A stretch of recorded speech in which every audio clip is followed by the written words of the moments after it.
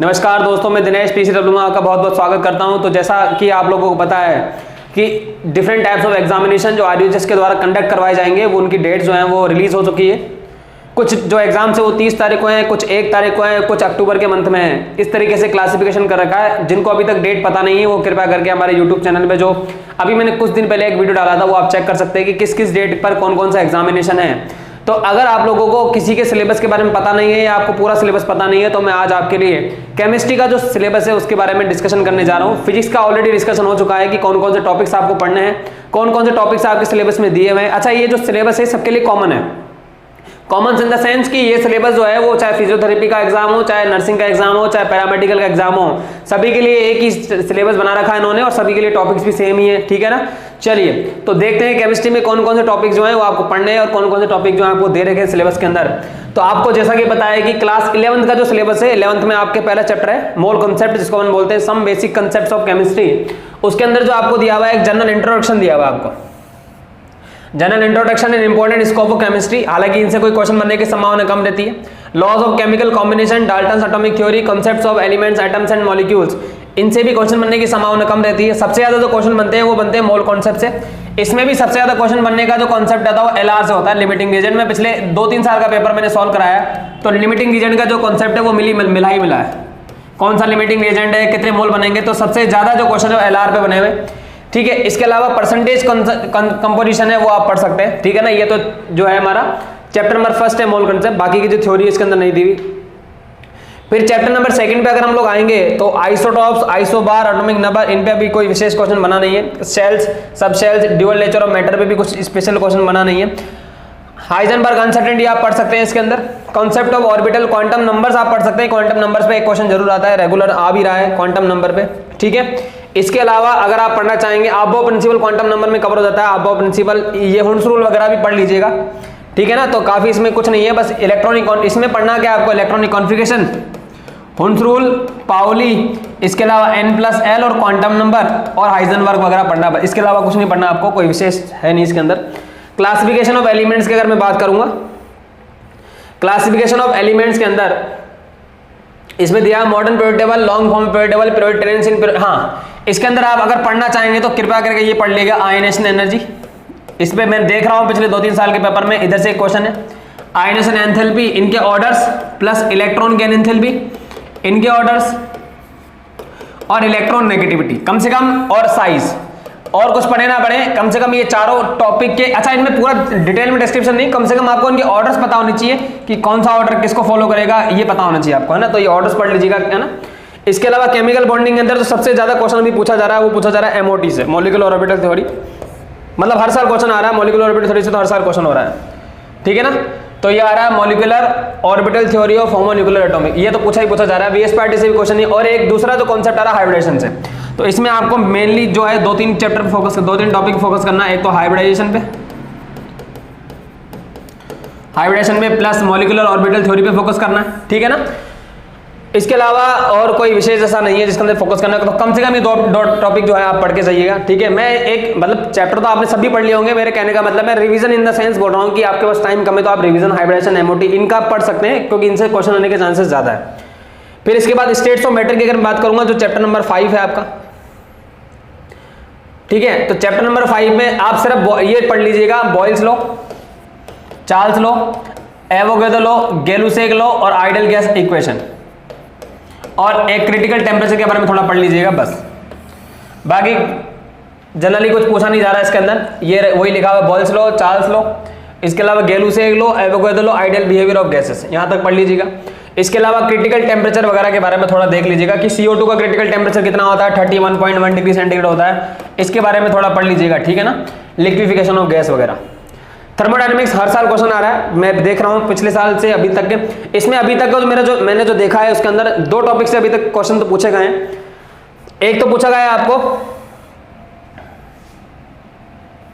जो एक पूछा गया आपका क्वेश्चन है वो है first law of thermodynamics, FLOT से क्वेश्चन आया है। डायरेक्ट न्यूमेरिकल वैल्यू आपको दी गई थी, तो FLOT आप पढ़ के जाइएगा। जो रिलेशन है FLOT का फर्स्ट लॉ ऑफ थर्मोडायनेमिक्स का, डेल्टा I बराबर delta Q plus delta W से। इसके अलावा जो क्वेश्चन पूछा गया था, जो मैंने लास्ट क्लास में देखा था, वो पूछा गया था गिब्स एनर्जी से पूछा गया है, तो गिब्स एनर्जी भी एक बार देख लीजिएगा, ठीक है ना। और इसके अलावा एंट्रोपी, एक एंट्रोपी का देख लीजिएगा, ये एंट्रोपी एज स्टेट फंक्शन वगैरह, ये एंट्रोपी के बारे में चेक कर लीजिएगा, ठीक है ना। एंट्रोपी में सभी आ गया, थर्ड लॉ भी आ गया, तो ये कम से कम इन 3 टॉपिक को तो अच्छी तरह कवर करके जाएगा। कौन कौन से? फर्स्ट लॉ ऑफ थर्मोडायनामिक्स की इक्वेशन, गिब्स एनर्जी पे जितने भी कॉन्सेप्ट है सारे के सारे, डेल्टा जी बराबर delta S minus T delta S, और introduction of entropy as a state function, तो ये 3 चीजें जो है जरूर पढ़ के जाइएगा। इक्विलिब्रियम की अगर बात करेंगे तो इक्विलिब्रियम में जो मेरा अभी तक का मानना है, जो मैं 2-3 साल के पेपर देख रहा हूं, इसके अंदर ली चैटलेट्स प्रिंसिपल जो है वो वाले फैक्टर्स, एक तो ये पूछा गया है, ठीक है। इसके अलावा पीएच निकालना, पीएच कैसे निकालते हैं, तो पीएच की कैलकुलेशन जो है, अम्लों की पीएच, क्षार की पीएच, इनका क्रम, पीएच कैलकुलेशन, इनका क्रम, अम्लों की पीएच, क्षार की पीएच, इनके क्रम वगैरह, अम्लों की है ना ये, तो ली चैटलेट्स प्रिंसिपल। आयनिक में अगर मैं बात करूं तो पीएच वगैरह हो गया। इसके अलावा स्ट्रॉन्ग एसिड वगैरह, बाकी तो ऐसा कोई विशेष पूछा नहीं गया। हाँ, और एक आप भी पढ़ लीजिएगा, दुर्बल अम्ल और दुर्बल क्षार, वीक एसिड और वीक बेस, अलग अलग, दुर्बल अम्ल अलग पढ़ना है, दुर्बल क्षार अलग पढ़ना है। तो पीएच कैलकुलेशन, उनके क्रम, वीक एसिड, वीक बेस और ली चैटलेट्स प्रिंसिपल, ये आपके लिए विषय स्पेशल है, क्योंकि इन्हीं में से मैं 3-4 साल के पेपर, मैं अपने लेवल पे नहीं बता रहा हूँ, मैं जो अब 3-4 साल के पेपर है, मैंने 16 का भी पढ़ा है, मैंने 17 का भी देखा, मैंने 18 का भी देखा, ठीक है ना, उनके आधार पर मैं बता रहा हूँ कि मैं इन टॉपिक से क्वेश्चन आए हुए हैं, तो आप इन टॉपिक को जो है मजबूत कर सकते हैं। इसके अलावा रेडॉक्स रिएक्शन की अगर बात करेंगे तो रेडॉक्स रिएक्शन में oxidising agent, reducing agent, concepts of oxidation reduction, redox reaction क्या क्या, एक तो ऑक्सीडेशन नंबर, इसके अलावा ऑक्सीडाइजिंग एजेंट, 2018 के पेपर में जो इधर से क्वेश्चन आया था, ऑक्सीडाइजिंग एजेंट, रिड्यूसिंग एजेंट, ठीक है ना, इनके बारे में थोड़ा देख लीजिएगा, बाकी तो ऑक्सीडेशन नंबर तो कोई विशेष नहीं है। हाइड्रोजन, हाइड्रोजन के बारे में मैंने देखा नहीं कि स्पेशल क्वेश्चन बनाओ, अगर आपको पढ़ना ही है इसके अंदर तो use of hydrogen, hydrides, covalent, physical interest आप पढ़ लीजिएगा, एक तो हैवी वाटर के बारे में और एक हाइड्रोजन पेरोक्साइड के बारे में, बस, है ना, हैवी वाटर के बारे में और हाइड्रोजन पेरोक्साइड के बारे में। इसके अलावा आपको कुछ पढ़ने की रिक्वायरमेंट नहीं है, क्योंकि अब मैंने देखा नहीं कोई स्पेशल क्वेश्चन बनाओ उसके अंदर से, ठीक है। चलिए इसके बाद बढ़ते हैं एस ब्लॉक। एस ब्लॉक में अगर क्वेश्चन बनने की संभावना होती है तो वो होती है हमारी, एक तो डायगोनल रिलेशनशिप जिसको अपन बोलते हैं विकर्ण संबंध, एक तो होती है विकर्ण संबंध पे, विकर्ण संबंध डायगोनल रिलेशन बनते हैं। इसके अलावा इसमें जो सबसे ज्यादा क्वेश्चन बनने की संभावना रहती है होती है थर्मल स्टेबिलिटी, तापीय स्थायित्व प्लस सॉल्युबिलिटी के ऑर्डर्स, इनके ऑर्डर, सॉल्युबिलिटी बोले तो विलेयता, एक तो विलेयता, एक तापीय स्थायित्व, विलेयता, तापीय स्थायित्व, इनमें बहुत ज्यादा क्वेश्चन बनने की संभावना है। विकर्ण संबंध पे क्वेश्चन बनते हैं, ठीक है ना, और ऑर्डर्स तो आप पीरियड टेबल में पढ़ ही लेंगे, तो इसके बारे में कोई विशेष चर्चा नहीं करनी। बाकी पी ब्लॉक एलिमेंट्स की बात करेंगे तो पी ब्लॉक तो अपने आप में कथा सागर है, तो फिर हम क्या करें इसके अंदर, यदि मानना चाहें तो हम लोग क्या पढ़ सकते हैं इसके अंदर, देखें, एक तो कार्बन के एलोट्रोप जो हर साल पूछे जा रहे हैं, एलोट्रोपिक फॉर्म ऑफ कार्बन, एक तो ये पढ़ लीजिएगा, इसमें डायमंड, ग्रेफाइट, फुलरिन आ गए। इसके अलावा बोरोन के कंपाउंड जरूर पढ़ लीजिएगा, बोरोन में बोरिक एसिड, बोरेक्स, ये जरूर पढ़ लीजिएगा, बोरोन एनहाइड्राइड, और एक डाइबोरेन, डाइबोरेन में बनाना बॉन्ड पता है आपको, सबको पता है, तो डाइबोरेन पढ़ लीजिएगा, ये तो पढ़ के जाइए कम से कम, और एलोट्रोप ऑफ कार्बन, इनके बारे में भी थोड़ा डिस्कशन कर लीजिएगा, ठीक है। ऑर्गेनिक केमिस्ट्री में, ऑर्गेनिक केमिस्ट्री में जो मानना है, एक आईपीसी, इनसे क्वेश्चन आ रहा है। आई इफेक्ट, इंडक्टिव इफेक्ट में भी क्वेश्चन पूछा गया है, हर साल पूछा जा रहा है इंडक्टिव इफेक्ट में, तो इंडक्टिव इफेक्ट मतलब आई इफेक्ट पे पढ़ लीजिएगा। बाकी कार्बोकैटायंस और कार्ब एनायंस की स्टेबिलिटी वगैरह ये चेक कर लीजिएगा, कार्बोकैटायन और कार्ब एनायन की स्टेबिलिटी, ये भी पूछा गया था 2016 के पेपर में, यहाँ से क्वेश्चन था, तो बाकी जो रिमेनिंग है वो तो अब। हाइड्रोकार्बन्स की अगर बात करेंगे, देखो हाइड्रोकार्बन्स में जो स्पेशल जो टॉपिक्स है वो मार्कोनिकोव रूल और पेरोक्साइड इफेक्ट, ओजोनोलाइसिस, ठीक है ना। इसके अलावा आईपीसी नॉमेनक्लेचर मैंने बता ही दिया, बेंजीन, रेजोनेंस, एरोमेटिसिटी, एरोमेटिसिटी यहाँ से 2016 में क्वेश्चन आया हुआ, तो एरोमेटिसिटी आप चेक कर लीजिएगा, ठीक है। इसके अलावा फ्रीडल क्राफ्ट, एल्काइलेशन और एसाइलेशन, ठीक है। एनवायरमेंटल केमिस्ट्री, अब इसमें तो देखिए, इसमें छोटा छोटा क्वेश्चन पूछ लिया जाता है, इसको तो आप मेरी नजर में एक बार रीडिंग मान लीजिएगा, बस चैप्टर की पूरी रीडिंग मान लीजिएगा, एनसीईआरटी जो है इसकी कंप्लीट रीडिंग मान लीजिएगा, बस इसके अलावा कुछ नहीं करना है आपको। फिर बात करते हैं हम लोग चैप्टर नंबर जो सॉलिड स्टेट है, 12th का चैप्टर, इसमें जो मेरा मानना है वो क्या पूछा जा रहा है अभी तक, ये पूछा जा रहा है, एक तो पैकिंग एफिशिएंसी से क्वेश्चन आया हुआ है, तो पैकिंग एफिशिएंसी जितनी भी है, इसके अलावा एससीसी, बीसीसी और एफसीसी के बारे में थोड़ी थोड़ी knowledge, plus packing efficiency, SCC, BCC, FCC की थोड़ी थोड़ी नॉलेज। इसके अलावा जो क्वेश्चन मेरा अभी पूछा गया था वो पूछा गया था डिफेक्ट से, शॉर्ट की और फ्रैंकल डिफेक्ट, शॉर्ट की और फ्रैंकल डिफेक्ट, ठीक है ना। तो कम से कम ये तीनों टॉपिक तो पढ़ लीजिएगा, packing efficiency, SCC BCC FCC के रिलेशंस और डिफेक्ट, शॉर्ट की और फ्रैंकल, ठीक है। सॉल्यूशन में मेरा जो मानना है, मैंने अभी तक जितने पेपर सॉल्व कराए उसमें सॉल्यूशन से तो आई थिंक मुझे कोई क्वेश्चन मिला नहीं है, ठीक है। फिर भी अगर आप अगर आप देखेंगे तो कॉलिगेटिव प्रॉपर्टी, हाँ एक क्वेश्चन जरूर बना था ऑस्मोटिक प्रेशर से, तो आप चाहे तो ऑस्मोटिक प्रेशर, क्योंकि ऑस्मोटिक प्रेशर में डायरेक्ट क्वेश्चन है। अभी मैं 2019 का पेपर सॉल्व कराऊंगा तो उसके अंदर भी ऑस्मोटिक प्रेशर पे क्वेश्चन आया, 2017 में भी आया ऑस्मोटिक प्रेशर से क्वेश्चन। एक ही आ रहा है, पाई भी बराबर CST से क्वेश्चन आ रहा है, CRT से यही क्वेश्चन आ रहा है। तो ये ऑस्मोटिक प्रेशर और साथ ही साथ हम लोग पढ़ेंगे van't Hoff factor, Raoult law, ये दो आप लोग तैयार कर लीजिएगा, ठीक है ना। देखो ये कोई फैक्ट नहीं है, अध्ययन के आधार पर जो 3-4 साल के पेपर उनके आधार पर मैं बता रहा हूं। इलेक्ट्रोकेमिस्ट्री जो क्वेश्चन आया था अभी इस साल लास्ट जो पेपर करवाया था मैंने अभी एट द टाइम, उसमें एक तो आया था क्वेश्चन इलेक्ट्रोड पोटेंशियल से, ठीक है। इसके अलावा गिफ्ट फ्री एनर्जी और इसके बीच में रिलेशन, और सेल वगैरह पे तो कोई क्वेश्चन पूछा नहीं गया, और एक कोलराउस लॉ, ये आप पढ़ लीजिएगा 3 टॉपिक। केमिकल काइनेटिक्स से इसमें अभी तक कोई क्वेश्चन आया, एक क्वेश्चन आया था फर्स्ट लॉ ऑफ थर्मो से, फर्स्ट ऑर्डर से क्वेश्चन आया था, फर्स्ट ऑर्डर से एक अच्छा क्वेश्चन था वो कहने को, तो आप फर्स्ट ऑर्डर तो जरूर करके जाइएगा, क्योंकि इस चैप्टर के अंदर सबसे ज्यादा जो इंपॉर्टेंट है वो फर्स्ट ऑर्डर ही है। प्रथम कोटि से क्वेश्चन आने की संभावना सबसे ज्यादा रहती है, तो कम से कम और कुछ नहीं तो फर्स्ट ऑर्डर तो आप पढ़ लीजिएगा। इसके example, relation, numerical values, half life सब पढ़ना है आपको इसके अंदर फर्स्ट लॉ में। सरफेस केमिस्ट्री विशेष क्वेश्चन नहीं दिखा मुझे सरफेस केमिस्ट्री में, अगर आपको पढ़ना है इसके अंदर तो और कुछ नहीं पढ़ के जाइए, सिर्फ कॉलॉइड्स पढ़ लीजिएगा, ओनली कॉलॉइड्स। कॉलॉइड्स के जितने भी प्रोसेस है कॉलॉइड्स का अध्ययन, ठीक है, उनकी properties, Tyndall effect, Brownian motion वगैरह, ये कॉलॉइड्स में सबसे ज्यादा क्वेश्चन कॉलॉइड्स से आया हुआ है, बाकी फालतू चीजें पढ़ने की कोई रिक्वायरमेंट है नहीं। इसमें पढ़ना है आपको जो मैं अध्ययन बता रहा हूं उसके आधार पर, एक तो आपको पढ़ना है रोस्टिंग बर्जन,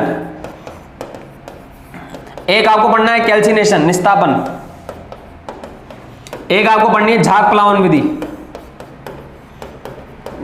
विधि, और एक आपको पढ़ना है जितने भी अयस्क हैं जो एनसीईआरटी में दिए हुए हैं उनके नाम, ध्यान रखिएगा नाम जरूर पढ़ लीजिएगा अयस्कों के नाम, कि ZnS का क्या नाम, जिंक ब्लेंड होता है, ZnCO3 का जिंकाइड होता है, कैलामाइन होता है, क्या नाम होता है, ये सब आपको पढ़ने। तो रोस्टिंग, कैल्सिनेशन, झाग प्लावन विधि और अयस्कों के नाम, और एक एल्यूमिनियम की विधि, बस। इसके अलावा इस चैप्टर में कोई पढ़ने की रिक्वायरमेंट नहीं है, एल्यूमिनियम विधि रिवीजन के आधार पर बता रहा हूं मैं। पी ब्लॉक एलिमेंट्स में जितने भी ऑर्डर्स हैं कम से कम वो पढ़ लीजिएगा, क्योंकि चैप्टर इतना बड़ा है कि आप इसको पूरा याद भी नहीं कर पाएंगे। जो ऑर्डर्स है जितने भी ऑर्डर्स बोले तो बेसिक स्ट्रेंथ हो गया, आयनाइजेशन एंथैल्पी के ऑर्डर हो गए, इसके अलावा बॉन्ड एंगल के ऑर्डर हो गए, ये ऑर्डर्स जितने भी पढ़े हुए ना उसके अंदर सारे ऑर्डर्स याद कर लीजिएगा इसके अंदर, सारे ऑर्डर्स। और एक चीज आपको पढ़नी है, वो पढ़नी है नेम। आपने देखे होंगे ऑक्सो एसिड्स पढ़े होंगे, सल्फर के ऑक्सो एसिड्स है ना, क्लोरीन के ऑक्सो एसिड्स, तो basic strength, ionisation energy, bond, इनके सभी ऑर्डर्स और इनके compound H2SO4, H2SO3, H2 phosphorus के ऑक्सो एसिड्स, सल्फर के ऑक्सो एसिड्स, क्लोरीन के ऑक्सो एसिड्स, ठीक है ना। बस इसके अलावा क्योंकि चैप्टर डिटेल में पढ़ोगे तो आपका पूरा दिन निकल जाएगा, तो आप ये 3-4 टॉपिक कवर कर लीजिए, इसके अलावा आपको फिलहाल कुछ करने की रिक्वायरमेंट नहीं है, ठीक है। डी एंड एब्लॉक एलिमेंट्स, इसके अंदर जो पूछा गया, जो मेरा अध्ययन कहता है, जो भी मैं एक तो ये K2Cr2O7 और KMnO4 से क्वेश्चन पूछा गया, और इसके अलावा अगर आपको पढ़ना है तो आप पढ़ सकते हैं transition metal, general trend of in properties, first law of transition metal. इसके अलावा आप साइज वगैरह के देख लीजिएगा कॉन्सेप्ट, साइज और आईपी, ये दो पढ़ लीजिएगा। TI, ZR, HF है ना, आपको पता होगा टाइटेनियम, जर्कोनियम, हैफनियम में थोड़ा ऑर्डर होता है साइज का, आईपी का, ठीक है। और एक आपको पढ़ना है एफ ब्लॉक में, कि ऐसे कौन सा एलिमेंट है जिसकी +4 स्टेट होती है, एफ ब्लॉक के सामान्य ऑक्सीजन अवस्था +3 होती है, तो ये सामान्य अवस्था ऐसा कौन सा तत्व है जो +4 दर्शाता है, C, इनके बारे में आप पढ़ लीजिएगा, ठीक है। और लेंथेनोइड कॉन्ट्रैक्शन, कोऑर्डिनेशन कंपाउंड से जो क्वेश्चन आया हुआ है वो आया हुआ जो है मेरे हिसाब से, एक तो पूछा गया था आई थिंक, हाँ CFT से पूछा गया था। CFT में जो भी हाइब्रिडेशन है, आइसोमर वगैरह से मुझे कोई क्वेश्चन दिखा नहीं अभी तक कितने टाइम में, तो CFT पढ़ लीजिएगा। और अगर आपको एक पढ़ना है तो आप वो पढ़ लीजिएगा वर्नर थ्योरी, कौन सी थ्योरी, वर्नर थ्योरी आप पढ़ लीजिएगा, ठीक है ना, और CFT पढ़ लीजिएगा। बाकी तो आइसोमर से आई थिंक कोई क्वेश्चन आया हुआ नहीं है। हेलो एल्किन, हेलो एरीन से देखिए, ऑर्गेनिक में मैं आपको बता देता हूं, ऑर्गेनिक पूरी ऑर्गेनिक की बात कर रहा हूं मैं, जिसके अंदर जितनी भी नेमिंग रिएक्शन है वो आप पढ़ के जाएंगे, सभी नेम जो एनसीईआरटी में दी हुई है कम से कम वो तो पढ़ लीजिएगा, जितनी भी नेमिंग रिएक्शन है वो पढ़नी है। इसके अलावा एसिडिक, बेसिक स्ट्रेंथ के ऑर्डर, ठीक है, तो naming reaction, acidic, basic strength के ऑर्डर वगैरह ये तो आप पढ़ के जाइएगा कम से कम, ठीक है। एक डीडीटी देख लीजिएगा, डीडीटी और फ्रियोन्स देख लीजिएगा, ठीक है। इसके नेमिंग रिएक्शन में सब आ गई, आयोडोफॉर्म टेस्ट आ गया, हेलोफॉर्म रिएक्शन आ गए, हॉफमैन ब्रोमाइड आ गई, सारी की सारी नेमिंग रिएक्शन आ गई इसके अंदर, ठीक है। अलावा एल्कोहल फिनोल ईथर्स, ये सिलेबस है एल्कोहल फिनोल ईथर्स का, मैंने बता दिया वैसे आपको क्या पढ़ना है इसका, नेमिंग रिएक्शन वगैरह, ठीक है। हाइड्रोजन बॉन्ड वगैरह में इनकी एसिडिक स्ट्रेंथ किसकी ज्यादा होती है, अल्कोहल की ज्यादा होती है कि कार्बोक्सिलिक एसिड की ज्यादा होती है, ये सारी ऐसे बेसिक स्ट्रेंथ में एमीन्स की बेसिक स्ट्रेंथ वगैरह जो है, ठीक है, ये पढ़नी है आपको। कैनिजर रिएक्शन हो गई, एल्डोल कंडेंसेशन हो गई, नेमिंग रिएक्शन तो आपको कम से कम सारी पढ़ के जानी है, ठीक है। बायोमोलिक्यूल की अगर बात करूंगा तो बायोमोलिक्यूल में मुझे कोई विशेष क्वेश्चन दिखानी, हाँ अगर आप बायोमोलिक्यूल पढ़ना चाहते हैं तो एक तो ये पढ़ लीजिएगा कि ग्लूकोज हो गया, फ्रक्टोज हो गया, इनके अंदर कौन कौन से ग्लाइकोसाइडिक लिंकेज होते हैं, C1 C4 किस में होता है, C1 C2 किस में होता है, और इनके मोनोमर्स, जैसे ग्लूकोज और फ्रक्टोज खुद ही मोनोमर्स है, लेकिन अगर मैं बात करूं स्टार्च की, सुक्रोज की, लैक्टोज की, माल्टोज की, इनके अंदर कौन कौन से मोनोमर्स है, इनके नाम और इनके बॉन्ड टाइप, C1 C4 है, C1 C2 है। और एक पढ़ लीजिएगा आप प्रोटीन, बस प्रोटीन, डाइपेप्टाइड बॉन्ड क्या होता है, टेट्रापेप्टाइड बॉन्ड क्या होता है, ट्राई, है ना, इस तरीके का बस। बाकी तो न्यूक्लिक एसिड, पॉलीमर्स में जो मेरा मानना है वो पढ़ लीजिएगा, PVC, nylon 6, nylon 66, nylon 6, nylon 66, PVC, Teflon और डेक्रोन, ये कम से कम 4 या 5 तो पढ़ जाइएगा, पीवीसी, नायलॉन 66, नायलॉन 6, टेफ्लॉन और डेक्रोन, ठीक है। केमिस्ट्री इन एवरीडे लाइफ, ये वही चैप्टर है, इसके बारे में आपको पूरी रीडिंग लगा लेना। जो अभी जो क्वेश्चन आया था वो यहाँ से आया था, आर्टिफिशियल स्वेटनिंग से, जो क्वेश्चन आया वो आर्टिफिशियल स्वेटनिंग से आया हुआ है। इसमें सैकरीन हो गया, एस्पार्टेन हो गया, है ना, ये सारे जो हैं तो आर्टिफिशियल स्वेटनिंग से क्वेश्चन आया हुआ है। बाकी डिटर्जेंट वगैरह से क्वेश्चन आया हुआ है। एंटीसेप्टिक ये पढ़ लीजिएगा एक, ठीक है ना, तो आर्टिफिशियल स्वेटनिंग और एंटीसेप्टिक। फिर भी एक बार सिलेबस को डाउनलोड कर लीजिएगा, सिलेबस देख लीजिएगा आपने कौन कौन से टॉपिक कवर कर लिए गए। हाँ लेकिन सिलेबस पूरा का पूरा यही है, इसके अलावा कुछ नहीं है, इसके अलावा ना कोई क्वेश्चन आएगा। पैरामेडिकल में आपको जैसा कि बताया फिजिक्स और केमिस्ट्री आएगी, बायोलॉजी का नाम नहीं है, तो फिजिक्स और केमिस्ट्री आएगी पैरामेडिकल में, यही कोर्स है 11th का और 12th का, ठीक है। एग्जाम डेट नियर है, थोड़ा रिवीजन कीजिए, ठीक है ना। बहुत बहुत धन्यवाद, थैंक यू।